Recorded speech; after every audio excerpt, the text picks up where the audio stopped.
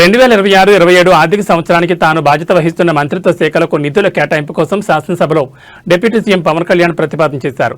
పంచాయతీరాజ్ శాఖలో 15,485 కోట్ల బడ్జెట్ల గ్రాంట్ కోసం ప్రతిపాదన చేయగా, గ్రామీణాభివృద్ధి శాఖ కోసం 11,217 కోట్ల గ్రాంట్లు, అటవీ సైన్స్ అండ్ శాఖలో 713 కోట్ల బడ్జెట్ గ్రాంట్ల కోసం ప్రతిపాదన చేశారు.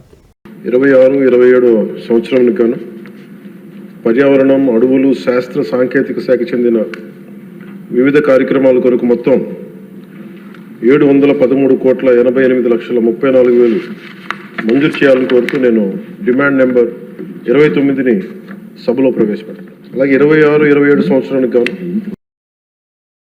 15,485 కోట్ల 91,88,000 రూపాయలు మొత్తం మంజూరు చేయవలసిందిగా ప్రభుత్వాన్ని కోరుతూ పంచాయతీరాజ్ శాఖ బడ్జెట్ డిమాండ్ నెంబర్ 31ని ప్రవేశపెడుతున్నాం. అలాగే 26-27 సంవత్సరానికి గాను అక్షరాల 11,217 కోట్ల 51,51,000 రూపాయలు మొత్తం మంజూరు చేయవలసిందిగా ప్రభుత్వాన్ని కోరుతూ గ్రామీణాభివృద్ధి శాఖ బడ్జెట్ డిమాండ్ నెంబర్ 32ని ప్రవేశపెడుతున్నాం.